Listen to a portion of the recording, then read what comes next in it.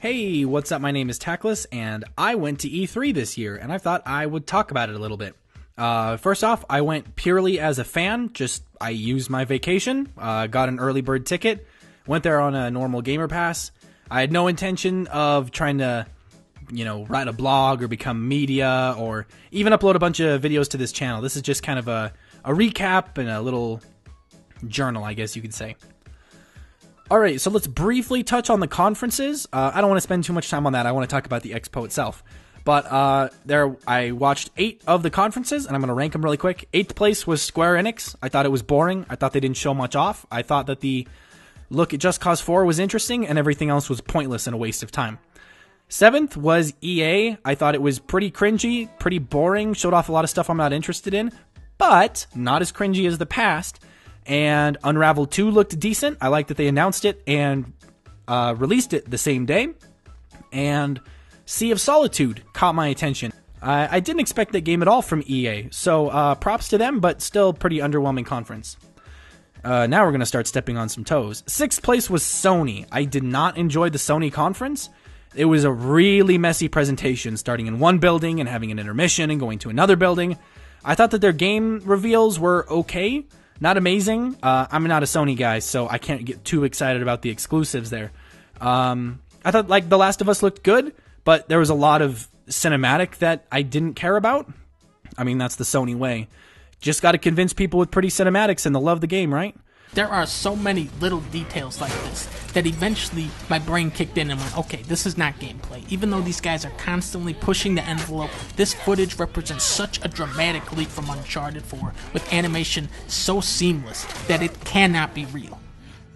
But on the other hand, it's gonna be just like this. Same with Death Stranding. My patience for Death Stranding is wearing thin. We've been seeing weird, incoherent trailers for 3 years, and I want some gameplay, some tangible gameplay, not some pretty walking around gameplay. So come on, Kojima, give me something or I'm going to tune out. 5th place was the Bethesda conference. Their conference ended pretty good with some highlights and some sweet reveals. It started like a dumpster fire. I was very unimpressed by the presentation and the opening concert. I actually sent one of my more casual gamers the conference because she likes to play Skyrim and she liked Oblivion too. So I sent her the conference and she started watching it, and then that stupid concert came on and they tuned right out because it's stupid. Rage 2 looks alright. I'm excited for Doom 2, but I gotta see gameplay before I get excited. And I'm really excited for Wolfenstein DLC? Semi-sequel? I don't know. The one with co-op. With the 2 daughters. I am really jazzed about that. Co-op Wolfenstein? Please give it to me! 4th place was Digital Devolver. They had a good parody conference where they made some pretty biting and pretty witty parodies and satires of AAA gaming with loot box coin and stuff like that. I am thrilled to introduce you to our newest product, Loot Box Coin. In terms of an actual gamers conference, I thought it was a bit underwhelming because they didn't show off a ton of games. But my friend Pedro looks amazing, and I can't wait to play it. So, pretty entertaining conference there. 3rd place, weirdly, was Ubisoft. I figured they'd be down there with EA, but they actually gave a pretty solid conference this year. I don't know if they showed off anything brand new, but we got some good looks at some stuff that they'd shown off. People seem to be more jazzed for Assassin's Creed than I am, so good for them, not my jam. The Donkey Kong DLC looks pretty interesting, and I think that if I can pick up a copy of Mario and Rabbids with that DLC for $60, I probably will.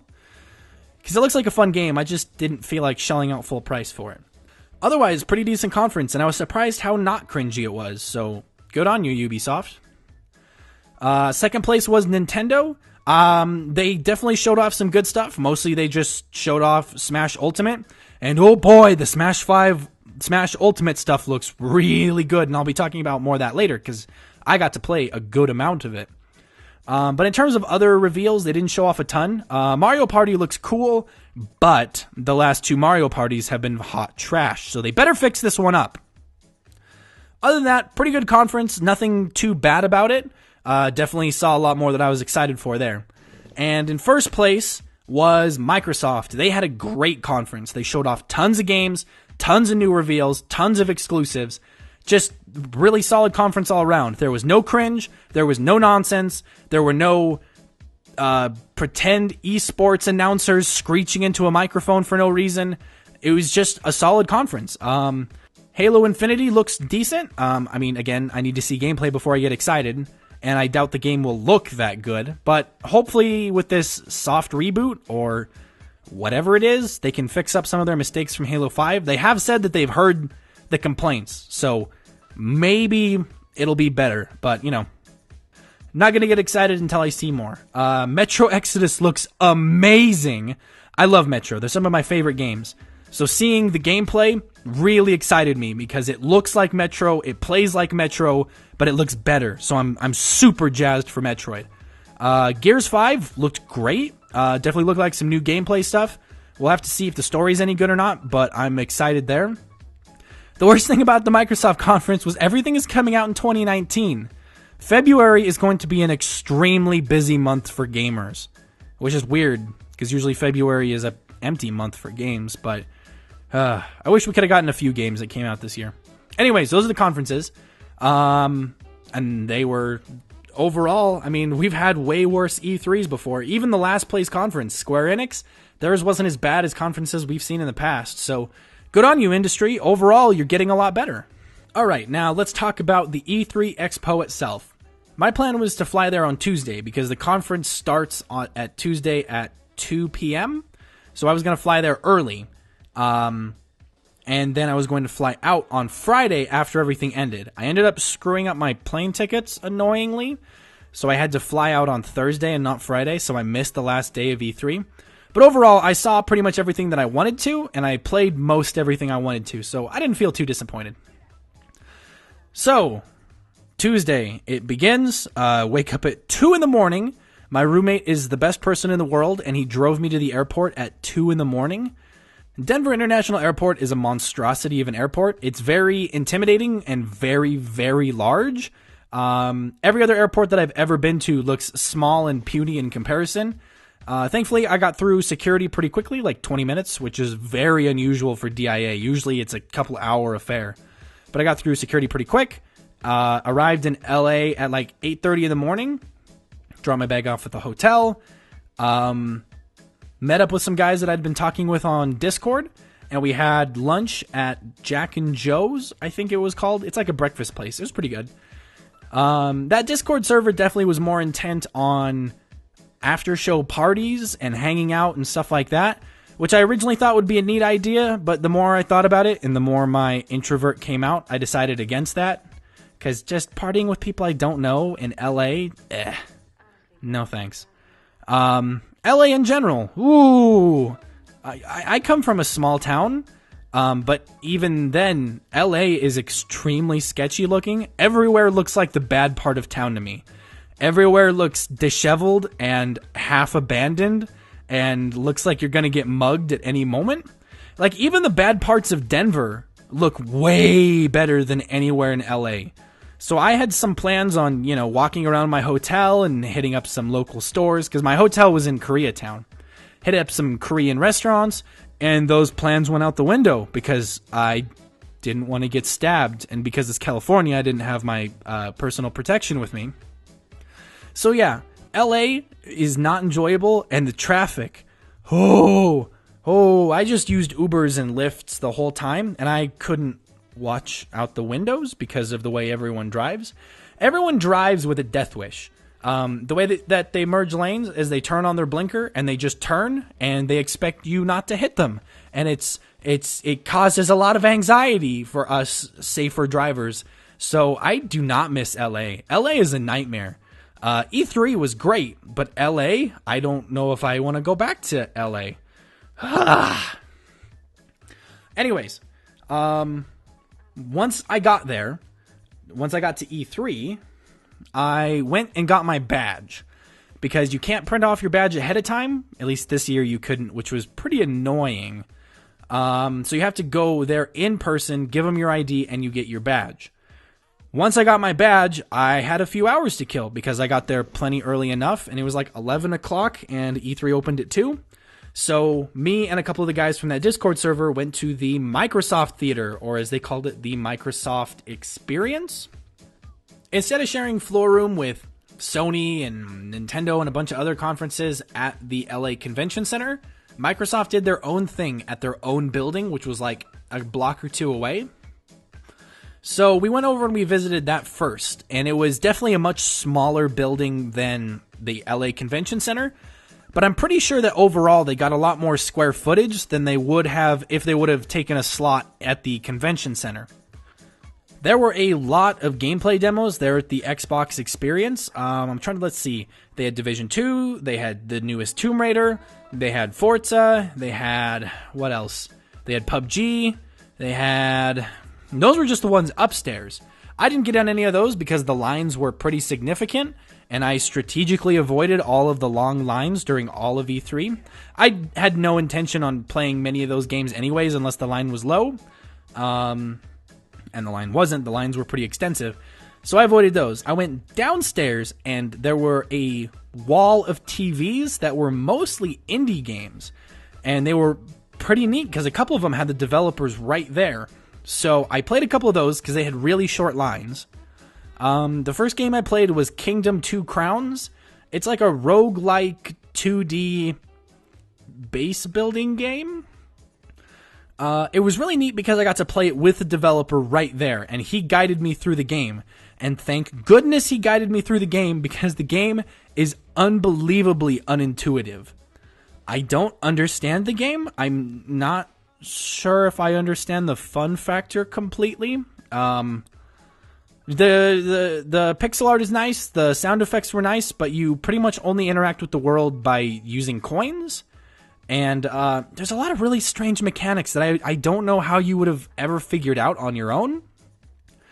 Like, you can only build the walls of your base out to where the grass has grown, and the grass doesn't grow past trees, so you have to put a coin at the tree to have your workers come and tear the tree down and then wait for the grass to grow, and you have to find a hill to build a wall. It's just weird. I think there's a lot of potential there, and there's definitely a lot of depth in the potential, but I didn't get it. It just, I don't know. It was weird for me. Maybe if I played it more, maybe if I kind of understood it better, but I didn't understand it, and it was weird for me. It was a lot of fun talking to the developer, though. He was very passionate and very... He liked to tell me about their progress. Like, certain features were initially bugs, and they decided to keep them because they were fun. I think the game has a co-op mode, which is interesting. So I definitely had more fun talking with the developer than I actually had fun in the game. Next, at the same panel of TVs, was a game called Earthfall, which I played. The developer was there, but I don't know if he wasn't like a major developer or couldn't be bothered because he didn't really talk to me. Earthfall is Left 4 Dead to the point of almost copyright infringement. Replace the zombies with aliens and you're done. It has some new conventions which are nice, like aim down sights and sprint, and some of the aliens are different. But in terms of the way that the UI is laid out, the shooting mechanics, some of the aliens will disable you and you have to wait for your teammate to help you.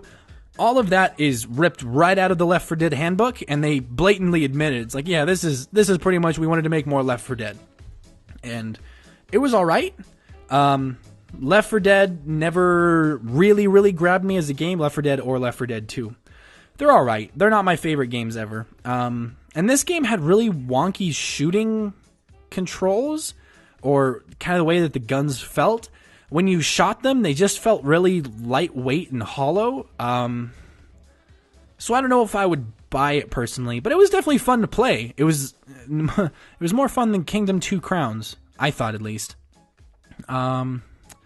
Next, they had a big Battlefield display. Battlefield 5, or Battlefield V, whatever you want to call it. They had a big Battlefield display, and it was full-on 20v20 people there. So they had 40 screens, and all of the screens were in sets of 4. So you would go up to a little seat, or you would stand behind the seats, and there would be 4 screens there, and that would be your squad. So they auto-assigned you a squad, and they auto-assigned you a team depending on where you sat. And pretty much the mode was like a mini operations mode, and we were on the defending side. So the other 20 people were trying to capture objectives, and we were trying to hold them off. And when they captured an objective and then they lost all of their lives, I think, then we played a second round on a similar but different map, and then we tried to hold them off again. And the second time, we did hold them off. They didn't capture any of the points, and we won. Battlefield 5 impressed me a lot. It is quite different from other Battlefields. I'm not a huge avid Battlefield player, but I've played quite a bit of Battlefield 1, quite a bit of Battlefield 4, and a little bit of Battlefield 3. And my general complaint of all three games, especially Battlefield 1, is that shooting guns just didn't feel great. They kind of felt spongy and nerfy, and they just didn't have a great feel to shooting them. I struggled, hitting targets, and that's not me being a scrub here. I just didn't love the guns. And just the general sensation that being one person in a crowd of 60 or 30 or 20 meant that I felt awfully useless. So I've never been a huge Battlefield fan, but I am jazzed for Battlefield 5. The gunplay felt amazing. I've heard some people compare the gunplay to Call of Duty, and I would strongly disagree.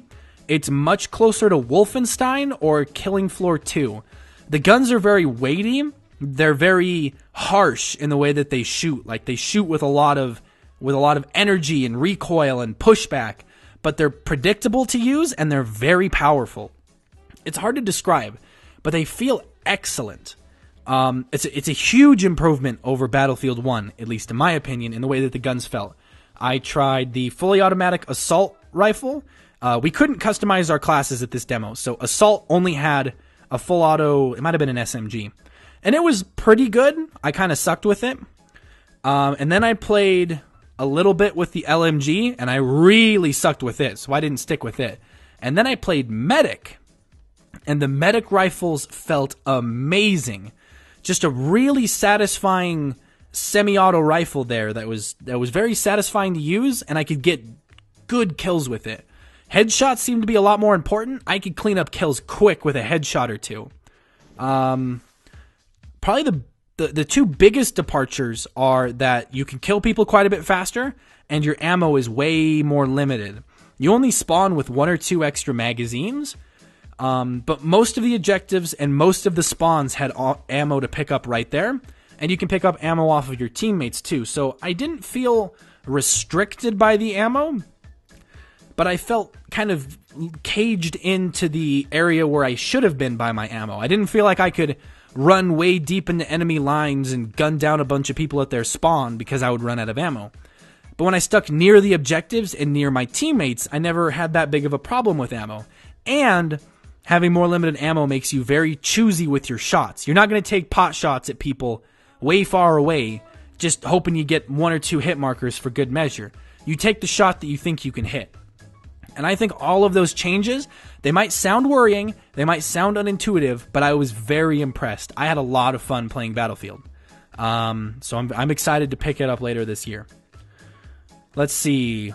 That was most of all that I played at the Xbox event, or the Xbox experience. It was very cool to see. Lots of neat stuff, lots of glowing green neon lights. Very atmospheric, very cool to see. They had a merchandise booth that they were selling stuff at. None of the merch really grabbed me that much, so I didn't pick any up. The shirt that Phil Spencer was wearing at E3, I was really hoping that they were going to be selling that shirt, but they weren't, which was unfortunate. After that, then we went back to E3 proper. Getting into E3 is a bit of an ordeal because there's a pretty intense security process now. They really limit the bags you can take. No backpacks, and your bag has to be pretty small. I had a little satchel with me, which was a glorified man purse pretty much. And they had to search the bag. I had to go through a metal detector and the whole 9 yards. But once I was in, it was amazing. I ended up going to the West Hall first because there's 2 main halls at the LA Convention Center.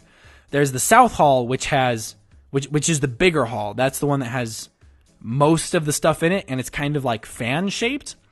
And then the South Hall is a bit smaller, and it's square. So I ended up going to the West Hall first, And the West Hall is where the big Nintendo and Sony booths were. And holy cow, were they big. Obviously, you can see from the photos here how many people there were. It was just almost beyond words, the scale there. My intent on day one was to just kind of browse around, maybe look at some opportunistically short lines for games, but otherwise just kind of roam around and get the general feel and layout of everything. The Nintendo booth was almost entirely dominated by Smash 5, but they had a bunch of other stuff too, like they had the new Pokemon game, and then they had a wall of other games and some indie stuff.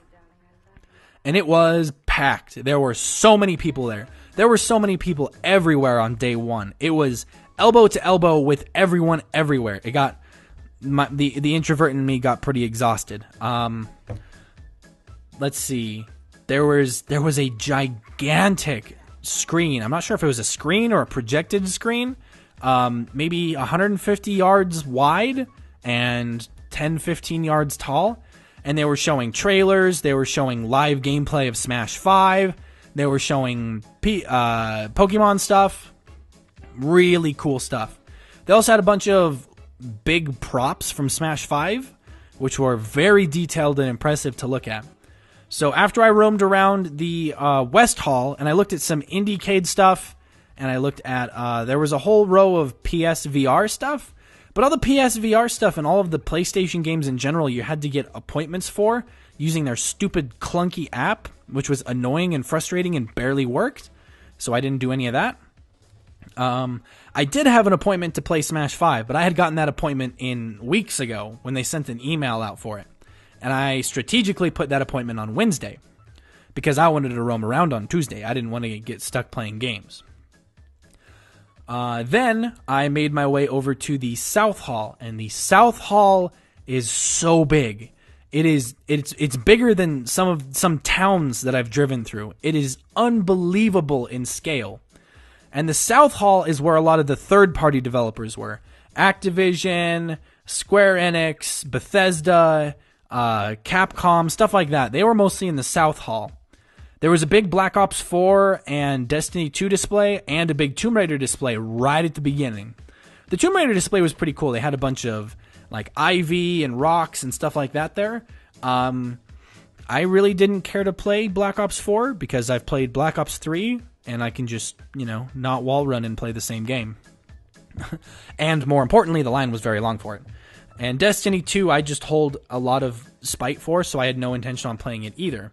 But a lot more interestingly was that Capcom had a bunch of booths for a bunch of different games. And some of them had very short lines, like no lines at all. There would just be an empty booth with controllers sitting there. At this point, I was hanging out with another one of those guys from the Discord server. Andre, I think was his name, or Andreas. So we played a little bit of Divinity Original Sin 2, which I haven't played the first one, and I did not get a tutorial or any sort of guide from the Capcom staff. So we were both completely and utterly lost. We didn't even know it was a turn-based game until we fumbled our way into combat, and both promptly died because we suck. So it's a game that I'm sure will please its audience very well, but I had no clue how to play it. And I played Dragon Ball FighterZ for Switch. I also have it for Xbox, but unfortunately it came out on the same day as Monster Hunter World, so I bought it and never played it. So I was very bad at it, but it plays great on Switch. It's smooth, it's crisp, all the controls are nice, it makes sense, so I see no problem with it on Switch. That's most everything that I played on day one. I saw a extended look at Just Cause 4, and Just Cause 4 got my attention. I love those dumb sandboxy games. And we saw some gameplay of someone playing Just Cause 4, and it looks ridiculous. It's just out there. So I'm excited to get my hands on Just Cause 4. It's definitely my kind of game. The Bethesda area was very impressive. They had a huge Doom statue of one of the demons, and it looked really cool. They had some neat stuff for Fallout as well. Fallout 76 was playable, but every single day people lined up for it immediately, and they capped the line within like an hour or two of the doors opening. So if you were one of the lucky few to get in the line, you got the prize of waiting for 6 hours to play the game. I had no intention on doing that. At that point, I went back to my hotel, and I was very tired and exhausted and sore from all of my traveling. So I ordered a pizza to my hotel room, and that was pretty much what I ate for the entire conference, or the entire event. All right, day 2 begins, and I went back in there. There was some very cool stuff that I kind of missed the first time around because I wasn't looking as thoroughly. There was a Division 2 statue that they had carved out there with a couple of robotic drills, which looked really cool. And they scribed some names onto it while I was there. I think they scribed Funhouse's name onto it. That was really impressive. I wish I could have seen them scribing the whole, or cutting the rest of the statue out, but it looked neat. Sekiro, or however you pronounce it, had a huge statue of one of their characters, like 10 foot tall, if not taller. And that was really impressive and detailed. I spent a lot of time wandering around the South Hall, and I found that there were a bunch of smaller booths with more indie scale stuff. The indie booths were really interesting. Some of them were merchandise, some of them were like peripherals, like I saw 8-Bit do there, and they make like Bluetooth SNES controllers. Capcom had a smaller booth in that area, and I played some Monster Hunter Generations Ultimate for Switch. I'm a huge Monster Hunter fan. I've played a lot of Monster Hunter Tri. I've played a lot of Monster Hunter World. And playing Generations Ultimate after getting used to World is very jarring. Going back to segmented areas with their own individual loading screens and going back to a lot of the older conventions is pretty jarring. But it still felt like a great Monster Hunter game. If you're still used to those conventions or you liked the 3DS version, I'd highly recommend it. The combat felt great. It was nice and smooth. I stuck to my normal Hammer Bro main, so I played with the hammer. We ended up timing out on the easiest monster. 4 of us were playing together. I seemed to be the only one who was getting anything done. There was another guy who seemed extremely confident that he was going to be amazing, and he kind of wasn't. It was weird. He fainted, and he just kept missing attacks and would kind of just screw up his lance stuff. I'm not a big lance guy, but he just wasn't getting a lot done. Then the other 2 people were Monster Hunter noobs, and Monster Hunter is not a game for noobs to play for 15 minutes. So we gave it a run for its money, and I punished it a lot, the monster, but we ended up timing out. Still was a lot of fun, though. I had a lot of fun at that booth. Then I wandered around some more, and I found a booth for a game called Wormhole Wars. And Wormhole Wars is unbelievably fun. Pretty much, the premise is very, very simple. Imagine classic Halo plus Portal, and you're done. Like, it's really that simple. There's a bunch of specific walls that you can shoot a left portal and a right portal onto, and you can walk through them, and you can shoot through them, and you can see through your own portals. You can't see through everyone else's portals. You can see, like, blue portals if it's your team and orange portals if it's the enemy team. You can still see through them, or you can't see through them, but you can shoot through them and you can walk through them, although that gets a lot more dangerous because you can't see what you're getting into. We were playing 3v3 humans, and then we could fill it out with more bots, and that was a really, really good time. The gunplay felt great. It felt very Halo, but like it was a nice combination of classic Halo with more modern conventions. So there was a double jump, and the second jump could hover. There was sprinting. There was semi-aim down sights, like Halo-ish aim down sights. But the gunplay felt great. It was definitely, you could land shots. The time to kill was very predictable. The guns felt great, and that's step 1 for a shooter. Your guns have to feel good before I'm interested. And the portals, that adds a whole different dimension to the play. I wish I could have recorded more of my gameplay, because I got some really barbaric kills and some barbaric escapes using portals, where I'm redlining like crazy, so I shoot a portal behind the guy who's shooting at me, then turn and shoot a portal at the wall right beside me, walk through while I'm still redlining and hit him in the back of the head. Oh, that is so satisfying. From what I hear, the game is still in alpha, so it's not going to come out anytime soon, but I am unbelievably jazzed for that game. If it comes out as good as what I played, it's going to be amazing. I played a lot of that. I probably played 4 or 5 rounds of that. For some reason, that booth wasn't marked. It was just a row of computers, so you could just walk up and grab a computer and play. There was no line or anything, so I played a lot of that. I bumped into Killing Floor 2 and Tripwire. I'm a huge Killing Floor 2 fan. Really enjoy the game. Really enjoy talking to the devs on their Discord. So I came up and talked to them. They had the new update playable, so I played a couple of rounds of that on PC, which I'm not used to, but I still beat it. And that was a lot of fun. Talked to them. I got them to sign my controller, and they both knew who I was once I mentioned myself by username. And that was cool. And I knew who they were by username too.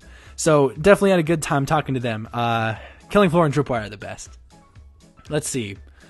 In that same area of like the indie booths and the smaller stuff, I tried a Wojer. I think that's how you say it. Wojer, something like that. It was a haptic vest that was supposed to make you like feel the game. Mostly it just tapped into the audio, like the surround sound audio, and would make haptic feedback all over the suit. There was like a pack that went over your back and then a strap that went over your chest, and the piece that went over your chest had a couple of vibrating nodes on it. And it wasn't like vibration like a cheap cell phone, how it just kind of like, not like that. It was more of like a thumping, haptic tapping. And it was really impressive. It was strange. It wasn't what I was expecting at all. But it was really impressive. And since it uses sound and it doesn't like take some proprietary code, or the developers of a game don't have to include this code into it, theoretically the potential is really high. The downside is the suit is like $600, and that is not worth it. At least not to me. And maybe if you're some rich guy who has a full VR setup and they want to take their VR to the next level, maybe. But why would I spend more than my Xbox One X on a suit that vibrates a little bit? So it was impressive, but for the price point, it's ridiculous. Let's see. There was one booth that had a couple of just open computers and like little TVs with controllers. It was some sci-fi third-person game, and I cannot, for the life of me, remember the title of this game. But nobody was playing it, and being my strategic self, I walked up and grabbed a controller and started playing. And it was hot garbage. It was like developers' first attempt at making Gears in Unity.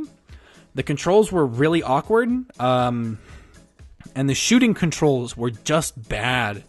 The very first thing they had me do was shoot down a wave of little scorpion things that were all like shin high, and I killed about half of them, and then they all swarmed around my feet, and I pretty much couldn't look down far enough to kill them, and they all killed me, and I just set the controller down and walked away. I don't know what it was, but it was not fun. And last, but definitely not least, I played Smash Bros. Ultimate. Now, I had an appointment set up online because we were told that it was by appointment only. So I very panickedly got an appointment. And then I show up, and it turns out that it's not by appointment only. There's also a line where you can wait for it. So I hop in line, and the line actually moved through really quickly. I think I was in line for under a half hour. It helped that they had a ton of Smash 5 booths, and each booth could accommodate 4 people. So they were trucking people through at a great pace. When you were in line waiting to be sent to one of these booths with a TV and 4 controllers, they were working on pairing people up into groups of 4 to make everything smooth, and it was a really impressive job. They made everything happen smoothly. Because I was there solo, I got to move up a ways and finish out a group of 3. And that happened for a couple of things where I was, where they asked for 1 extra player, so I hopped in early. Same happened at Battlefield 5. They just needed 1 more player to fill out a squad, and I hopped in for that. Anyways, I stood in line and I played 4 rounds of Smash Bros. First, I played Ridley, and I was really bad with Ridley. He's a heavy character, but he's also floaty, but he's also not very floaty. It's hard to describe. He's one of those characters that feels like he has a ton of potential, but I couldn't tap into it because I wasn't very good with him. So I'm definitely looking forward to playing him more. Second, I played one of the Squid Kids, and they were a lot more fun. They're more of my playstyle of like a smaller character that just runs around the stage really quick and does little hits and runs away. That kind of stuff, I think.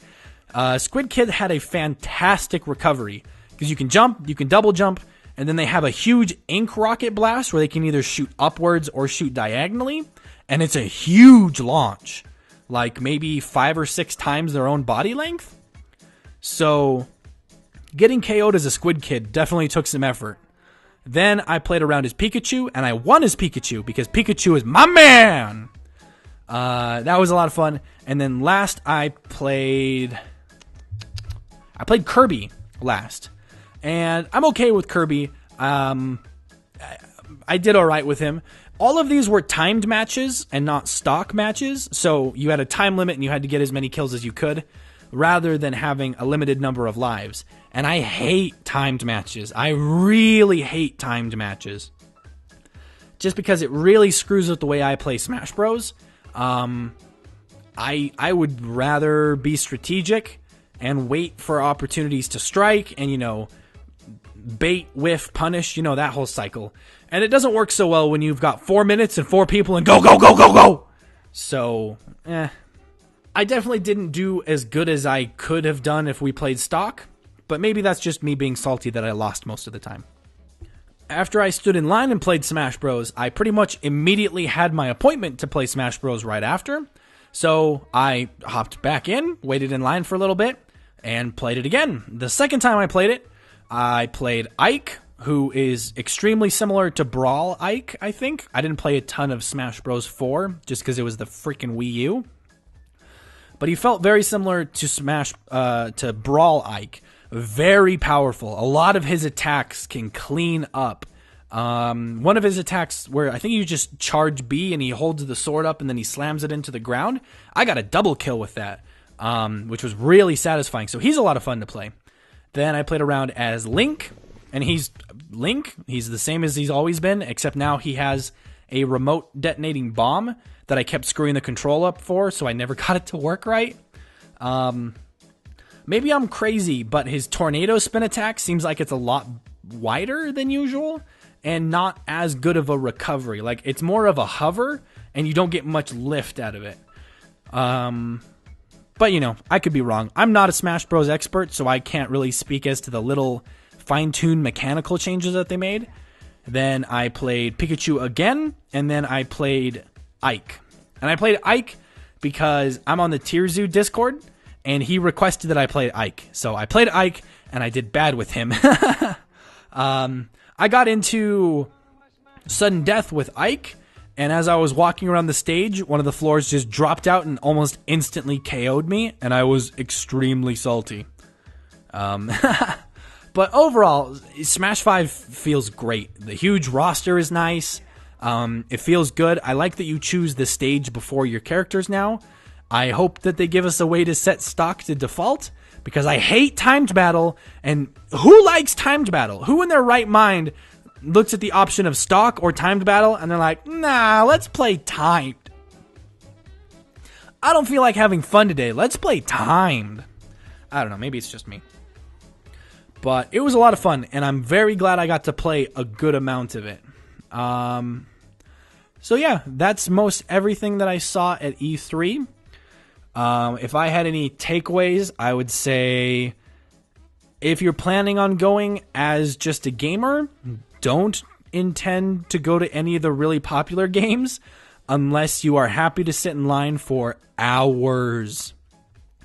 I didn't. I was pretty strategic about what I wanted to play and what lines I wanted to sit in, so I never sat in line for more than maybe a half hour. And I played, a reasonable number of games.